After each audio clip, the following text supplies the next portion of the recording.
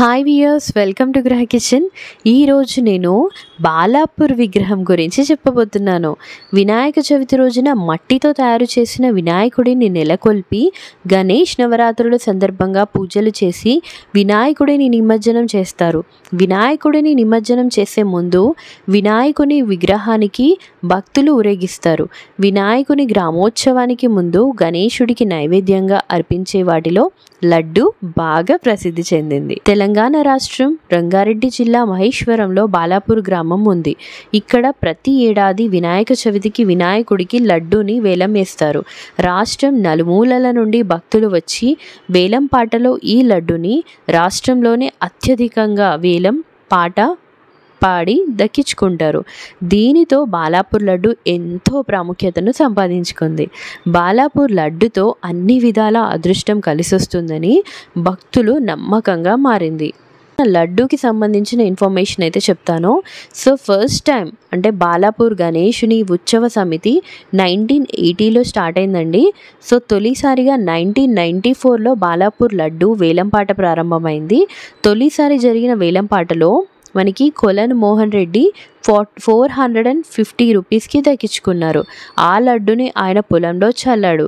ఆ ఏడాది ఆర్థికంగా ఆయనకి కలిసి రావడంతో 1995లో 4500కి మరోసారి వేలంపాటలో లడ్డుని దక్కించుకున్నాడు.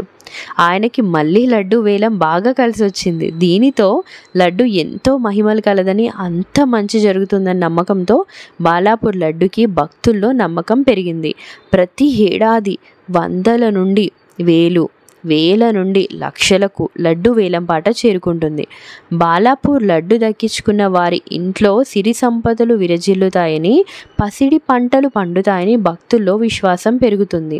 ఈ బాలాపూర్ లడ్డు కోసం వినాయక చవితి మొదటి రోజు నుండి లడ్డు కోసం పోటీ పడుతున్న వారి దరఖాస్తులను ప్రారంభించి నిమజ్జనం నాడు ఉదయం 7 గంటలకు అప్లికేషన్స్ని ముగిస్తారు. లడ్డు వేలం పాట మొదట 1116లతో ప్రారంభమవుతుంది.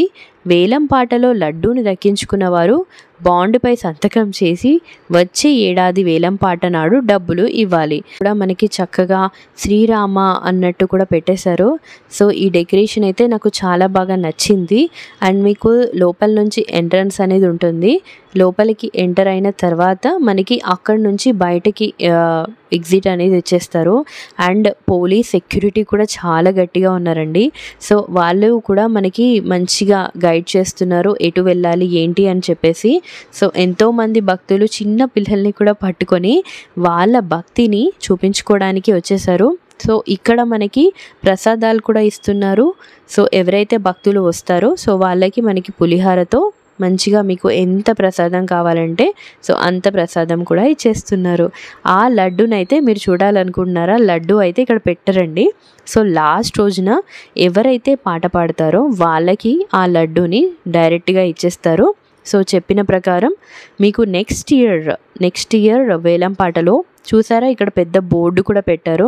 ఆ బోర్డున మనకి ఎవరైతే లడ్డు వేలం పాట పాడారో వాళ్ళ ఫుల్ డీటెయిల్స్ అనేది ఇక్కడ పెట్టేశారు. గణేష్ లడ్డు వేలంపాట ద్వారా వచ్చిన డబ్బు బాలాపూర్ ఉత్సవ కమిటీ గ్రామాభివృద్ధికి, సేవా కార్యక్రమాలకి ఖర్చు పెడతారు. ఈ డబ్బుతో గ్రామంలో పాఠశాలలు, రోడ్లు, దేవాలయాలకు వినియోగిస్తారు. 1994లో మన కొలను మోహన్ రెడ్డి 450 రూపాయలకు ఫస్ట్ టైం లడ్డు పాట పాడారు. అలా కంటిన్యూస్గా ఆయననే ఒక 5 టైమ్స్ లడ్డుని వేలం పాటలు దక్కించుకున్నారండి. అది 51,000తో 5th టైం తీసుకున్నారు. అలా చెప్పుకుంటూ పోతే చాలామంది పాట పాడారు. అండ్ రీసెంట్గా మనకి కొలను శంకర్ రెడ్డి తీసుకున్నారు. సో ఆ కొలను శంకర్ రెడ్డి 30 లక్షల 1,000తో తీసుకున్నారు. వావ్, ది గ్రేటెస్ట్ కదా. అసలు లడ్డుని ఇంత ఎక్కువకి పాడారంటే అది ఎంత ఫేమస్ అయి ఉండాలి అనేది చెప్పుకోండి. ఆ గణేశుడిని మనకి ఈసారి ఎంతో చక్కగా ఆ కళ్ళు తెరిచి ఓపెన్ చేసి అంటే మూసే విధంగా ఆ దేవుడు మనల్ని చూస్తూ కళ్ళు మూస్తున్నట్టు అంత చక్కగా మనకి డెకరేట్ అయితే చేశారు. ఈ దృశ్యాన్ని చూడడానికి మనకి భక్తులు ఎంతోమంది లక్షల్లో వచ్చేసారండి. సో ఇక్కడ ఒక సెట్టింగ్ లాగా కూడా పెట్టేశారు వచ్చిన వాళ్ళు ఫొటోస్ దిగడానికి. ఇది ఒక పెద్ద పండగ లాగా తయారైంది. మీరు చూస్తే గనక ఇక్కడ మనకి ఒక ఎగ్జిబిషన్ లాగా కూడా పెట్టారండి. సో ఆ ఎగ్జిబిషన్లో మనకి జైంట్ వీల్ మీరు ఏదైతే ఎక్కుతారో, బ్రేక్ డాన్స్, ఇలా చిన్న పిల్లలకి టాయ్స్ కూడా ఎంతో చక్కగా అండ్ తినుబండారాలు అన్నీ కూడా పెట్టేశారు.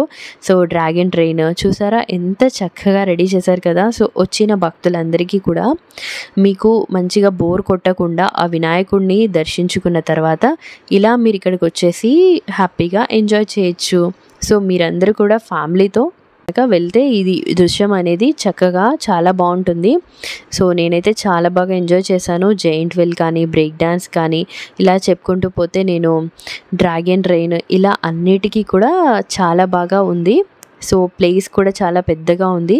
సో ఈ ఎగ్జిబిషన్ అనేది వన్ ప్లేస్లో కాదండి, 2 ప్లేసెస్లో చూసారా, 2 giant wheels. So 2 giant wheels అంటే మనకి 2 ప్లేసెస్లో ఈ స్టాల్స్ అనేది పెట్టేశారు. సో అంతమంది భక్తులండి, అబ్బా అసలు లోపలికి మాకు ఎంటర్ అవ్వడానికే మ్యాక్సిమం 1.5 hours to 2 hours పట్టిందంటే అర్థం చేసుకోండి, అంత రష్ ఉన్నారు. సో అంతమంది భక్తులు అయితే వచ్చేసారు. ఇక్కడ మనకి లేడీస్కి గాజులు కానీ, అలాగా ఏమైనా తినుబండారాలు కానీ, ఐస్ క్రీమ్స్, సో అలాగా అన్ని స్నాక్స్ మెటీరియల్స్, పీచ్ మిఠాయి అంటే అన్నీ ఉంటాయి కదా. సో అలా అన్నీ కూడా పెట్టేశారండి. సో ఎవరైతే భక్తులు వస్తారో వాళ్ళ కోసం అన్నట్టు. అండ్ మీరు చూసుకుంటే అక్కడ మనకి టెంపుల్ నుంచి ఒక 2.5 kilometers, 2 కూడా కాదు 3 kilometers దారి పొడవునా కూడా మనకి మొత్తం షాపింగ్ ఐటమ్స్ లాగా పెట్టేశారు. ఎందుకంటే మనకి వినాయకుడు ఉన్నన్ని 11 రోజులు కూడా పండగే అనమాట. సో ఈ బాలాపూర్ గ్రామస్తులకి ఇది ఒక పెద్ద పండగ వాతావరణం అయితే నెలకొల్పేశారు. ఎంత చక్కగా ఉంది కదా ఈ వీడియో అంతా. నేనైతే ఎంత బాగా మీకు క్లియర్గా ఎక్స్ప్లెయిన్ చేశానండి ఈ వీడియోలో బాలాపూర్ టెంపుల్ గురించి, విశిష్టత గురించి. ఆ వినాయకుడు అందరినీ చల్లగా చూసుకుంటాడు కాబట్టి. వినాయక చవితికి సంబంధించిన ఎంతో ప్రముఖమైన అండ్ ముఖ్యమైన విషయాలు చెప్పబోతున్నాను. సో ఈ వినాయక చవితి హిందువులకు తొలి పండుగ. భాద్రపద శుద్ధ చవితి రోజునే వినాయకుడు జననం జరిగిందని కొందరు, గణాధిపత్యం వచ్చిందని కొన్ని పౌరాణిక గాథలు వ్యాప్తిలో ఉన్నాయి. విఘ్నేశ్వరుడి పుట్టినరోజు లేదా గణాధిపత్యం పొందిన భాద్రపద శుద్ధ చవితిని వినాయక చవితి లేదా వినాయక చతుర్థి పండుగను హిందువులు జరుపుకుంటారు. ఆ రోజునే వినాయకుడు పుట్టాడని, గణాధిపత్యం పొందాడని పలు పురాణ కథలు ప్రచారంలో ఉన్నాయి. వినాయక చవితి రోజున ప్రాతకాలమే లేచి ఇంటిని శుభ్రం చేయాలి. తర్వాత తలంటు స్నానం చేసి ఉతికి వస్త్రాలను ధరించాలి. మామిడాకులు తోరణాలు కట్టి ఇంటిని అలంకరించాలి. ఓ పీటకు పసుపు రాసి ఇంటికి ఈశాన్య భాగంలో లేదా ఉత్తర దిక్కులో ఉంచాలి. ఓ పళ్ళెంలో బియ్యం వేసి వాటిపై తమలపాకులు పెట్టుకోవాలి. అగరవత్తులు వెలిగించి దీపారాధన తర్వాత మనం మంత్రాన్ని ఉచ్చరిస్తూ పూజను ప్రారంభిస్తాము. ఆ మంత్రం ఏంటంటే, ఓం దేవీం వాంఛ మజనయంత దేవాస్తం విశ్వరూప పశవో వదంతి సానో మంద్రేశమూర్జం దుహానాథే నుర్వాగాస్మనుప సుష్టుతైత్తు ఆయం ముహూర్తస్సు యశివో నామరూపాప్యం యదేవి సర్వమంగళతయో సస్మరణ సర్వతో జయమంగళం అని మనం చదువుకోవాలి.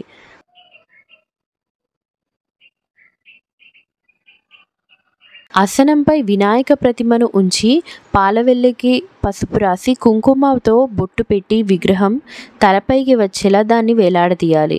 దీనిపై పత్రి వేసి నలువైపులా మొక్కజొన్న పొత్తులు పళ్ళతో అలంకరించాలి. ఉండ్రాళ్ళు, కుడుములు, పాయసం, గారెలు, పులిహోర, మోదకాలు, జిల్లేడికాయలు మొదలైన పిండి వంటలు సిద్ధం చేసుకోవాలి.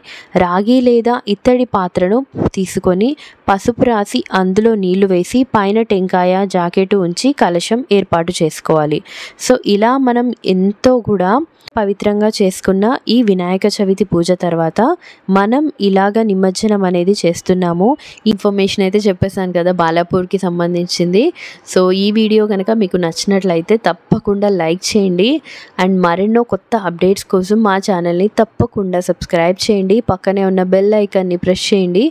And me friends and family మెంబర్స్కి ఈ బాలాపూర్ టెంపుల్ గురించి, ఈ విశిష్టత గురించి మీకు చెప్పాల్సిన అవసరం లేదు. ఈ వీడియోని డైరెక్ట్గా మీరు షేర్ చేస్తే అయిపోతుంది. సో మరెన్నో అప్డేట్స్ కోసం మా ఛానల్ని ఫాలో అవ్వండి. థ్యాంక్స్ ఫర్ వాచింగ్ గృహ కిచెన్.